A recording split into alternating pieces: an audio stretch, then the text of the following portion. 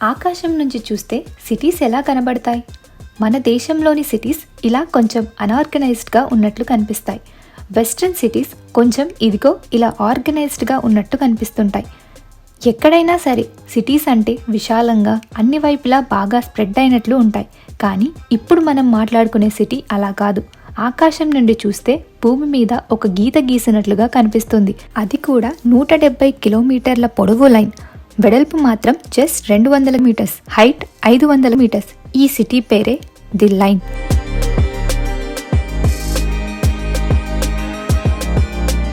Saudi Arabia ఆవిష్కరించబోతున్న సరికొత్త hitech futuristic city ఇది. అసలు ఇలాంటి వింత సిటీని సౌదీ ఎందుకు కడుతుంది?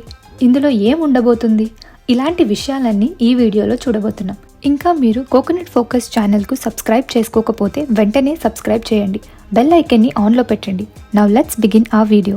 నియూమ్ అనే మెగా ప్రాజెక్ట్లో భాగంగా ది లైన్ సిటీని నిర్మిస్తుంది Saudi Arabia crown prince Mohammed bin Salman dream project ఇది. ప్రపంచంలోని అత్యంత సంపన్న కుటుంబాల లిస్ట్లో సౌదీ అరేబియా రాజకుటుంబం టాప్ 10లో ఉంటుంది. వీరి ఆర్థిక సంపాదన $1.4 ట్రిలియన్. మీకు అర్థమయ్యేలా చెప్పాలంటే Elon Musk, Bill Gates, Jeff Bezos, Mark Zuckerberg లాంటి బిలియనియర్స్ లిస్ట్లోని టాప్ 20 మెంబర్స్ దగ్గర కలిపి ఎంత డబ్బు ఉంటుందో సౌదీ రాజ కుటుంబం దగ్గర అంత సంపాదన ఉంటుంది. వీళ్ళ సంపాదన అంతా సౌదీలో ఉన్న ఆయిల్ వల్లే సాధ్యమైంది. సౌదీ రోజుకి 1 కోటి బ్యారెల్స్ ఆయిల్ ఉత్పత్తి చేసి 85 దేశాలకు సప్లై చేస్తుంది. 1 బ్యారెల్ క్రూడ్ ఆయిల్ విలువ ఇప్పుడు ఇండియాలో దాదాపు 7,000 రూపాయలు ఉంది. అంటే సౌదీ రోజుకి 7,000 కోట్ల రూపాయల విలువైన క్రూడ్ ఆయిల్ని అమ్ముతుందన్నమాట.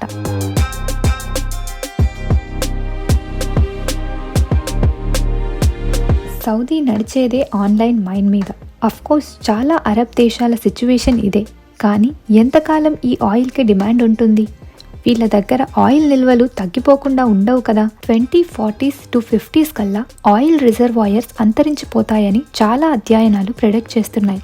పైగా ఇప్పుడు పొల్యూషన్ మీద కూడా చాలా ఫోకస్ పెరిగింది. రెన్యూవబుల్ అంటే పునరుత్పాదక ఇంధన వనరుల వైపు ప్రపంచ దేశాలు మొగ్గు చూపుతున్నాయి. పెట్రోల్ వెహికల్స్ ప్లేస్లో ఎలక్ట్రిక్ వెహికల్స్ వస్తున్నాయి. కార్బన్ ఎమిషన్ను తగ్గించేందుకు చాలా వరకు గవర్నమెంట్ ఎలక్ట్రిక్ వెహికల్స్ ఫ్రెండ్లీ పాలసీని తెస్తున్నాయి. కొన్ని సంవత్సరాలలో అసలు ఆయిల్తో నడిచే వాహనాలు కనుమరుగవ్వచ్చు. పెట్రోల్ వాహనాలను డిసెంకరేజ్ చేయడానికి కొన్ని దేశాలు కార్బన్ ఎమిషన్ మీద స్పెషల్ ట్యాక్స్ను కూడా వేస్తున్నాయి. సో సౌదీ లాంటి అరబ్ దేశాలు ఆయిల్ ఉత్పత్తి చేసినా డిమాండ్ లేకపోతే ఏం లాభం?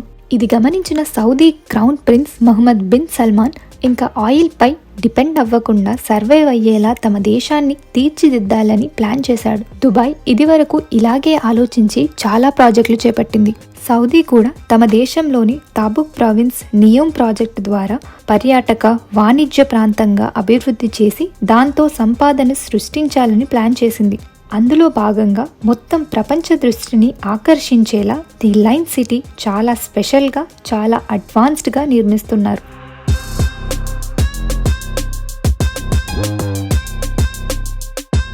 సౌదీ నిర్మిస్తున్న ది లైన్ సిటీ ప్రపంచంలో ఉన్న అన్ని నగరాల కన్నా చాలా డిఫరెంట్గా ఉండబోతుంది. పరుచుకున్నట్లుగా ఉండే నగరాన్ని ఒక దగ్గరికి తెచ్చి ఒక లైన్లా మార్చేస్తున్నారన్నమాట. 500 మీటర్ల ఎత్తు, దాదాపు 170 కిలోమీటర్ల పొడవు, 200 మీటర్ల వెడల్పు ఉండే ఈ నగరం భూమి మీద ఆక్రమించే ప్లేస్ జస్ట్ 34 స్క్వేర్ కిలోమీటర్స్. నగరం పొడవున 2 పెద్ద వాల్స్ ప్యారలల్గా పూర్తి అవుటీరియర్ అంతా గ్లాస్ ఫిట్టింగ్తో ఉంటుంది. కార్బన్ ఎమిషన్స్ ఏమీ లేకుండా సెల్ఫ్ సస్టైనబుల్గా ఈ సిటీ ఉంటుంది. ఓన్లీ రెన్యూవబుల్ ఎనర్జీస్నే అంటే సోలార్, విండ్ పవర్ లాంటి వాటితోనే ఈ నగరం నడుస్తుంది. అది కూడా మొత్తం ఈ సిటీలోనే ప్రొడ్యూస్ అవుతుంది. 170 కిలోమీటర్ల పొడవున్న ది లైన్ సిటీలో ఒక కొస నుంచి మరొక కొసకు జస్ట్ 20 నిమిషాలలో చేరుకునేలా హై స్పీడ్ రైల్వేస్ ఉంటాయంట. ఈ సిటీలో అసలు కార్లు ఉండవు. So no carbon emissions. ఏఐని కూడా ఉపయోగించి అన్ని రకాల సర్వీసెస్ అటానమస్గా జరిగేలా ఏర్పాట్లు చేస్తున్నారు.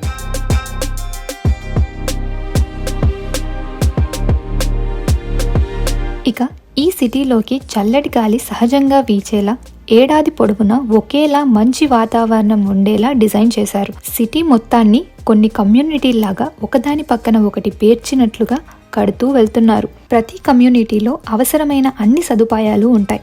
మామూలుగా మనం చేసే ప్రయాణాలు 2 డైమెన్షనల్గా ఉంటాయి. అంటే భూమి మీద మనం అడ్డంగా తిరుగుతాం, కానీ లైన్లో నిలువుగా కూడా తిరగొచ్చన్నమాట. అందుకే దీన్ని 3 డైమెన్షనల్ సిటీ అంటారు. ప్రతి కమ్యూనిటీలో హాస్పిటల్, స్కూల్, కాలేజ్, షాపింగ్ ఇలా నార్మల్ అమ్యూనిటీస్ అన్నీ 3 డైమెన్షనల్ స్పేస్లో జస్ట్ 5 minutes వాకింగ్ డిస్టెన్స్లోనే అందుబాటులో ఉంటాయి. ఈ సిటీ 3 లేయర్లలో ఉండబోతుంది. ఉపరితలంపై ఉండే లేయర్ పెడెస్ట్రియల్స్ కోసం. ఇక్కడ పూర్తిగా నేచర్ మాత్రమే ఉంటుంది. పచ్చని చెట్లు, చూసేవారికి భూతల స్వర్గంలా అనిపించేలా ఉంటుంది. కింద 2 అండర్ గ్రౌండ్ లేయర్స్ ఉంటాయి. మొదటి under ground layer service layer. ఇక్కడే ఇన్ఫ్రాస్ట్రక్చర్ అంతా ఉంటుంది. అంటే షాప్స్, షాపింగ్ మాల్స్, ఆఫీసెస్ ఇలా అన్ని సర్వీసెస్ ఉండేది ఇక్కడే. దీని కింద ఉండేదే స్పైన్ లేయర్. ఇది హై స్పీడ్ ట్రాన్స్పోర్ట్ ఫెసిలిటీస్ కోసం 90 లక్షల జనాభా ఉండేలా ఈ సిటీని కట్టబోతున్నారు.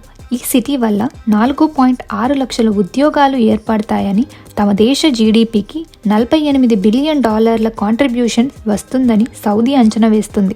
ఈ సిటీ గురించి ఊహించుకుంటుంటేనే ఎంతో అద్భుతంగా ఉంది కదా.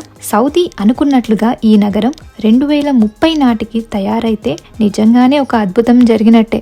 ఈ మెగా ప్రాజెక్టుకు కొన్ని చిక్కులు కూడా ఉన్నాయి. నిర్మాణానికి అవసరమైన బడ్జెట్ను సమకూర్చడం చాలా కష్టమైన పని. కంపెనీలతో టైఅప్ అయ్యి పెట్టుబడులను ఆకర్షించి ఈ సిటీని నిర్మించాలి అని సౌదీ అనుకుంటుంది.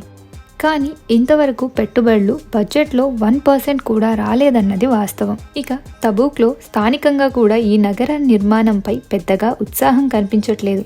ఇక్కడి క్రూడ్ ఆయిల్ రిజర్వ్స్ 2050 సంవత్సరానికి ఆగిపోతుందని అంచనా. కానీ ఈ సిటీ నిర్మిస్తే 20 సంవత్సరాల ముందే ఆయిల్ ఉత్పత్తి ఆగిపోతుందన్నమాట. ఎక్కువ ఆయిల్ని ముందే తోడేసుకొని వచ్చిన డబ్బుని పూర్తిగా ఈ నగరానికే పెట్టుబడిగా పెడితే తరువాత తమ పరిస్థితి ఏంటి అనేది అక్కడ ప్రజల ఆందోళన. అందుకే ఈ ప్రాజెక్టు పట్ల స్థానికులలో కొంత వ్యతిరేకత కూడా వస్తుంది. ముఖ్యంగా ఇక్కడ ఉండే ట్రైబల్ గ్రూప్ నుంచి నిరసనలు వ్యక్తమవుతున్నాయి. అయితే ఇలా వ్యతిరేకిస్తున్న వారి గొంతును సౌదీ ప్రభుత్వం నొక్కేస్తుందని కూడా ఆరోపణలు వస్తున్నాయి. ప్రాజెక్టును వ్యతిరేకించిన కొందరి ప్రజలకు శిక్ష కూడా విధించారని కూడా టాక్ ఉంది.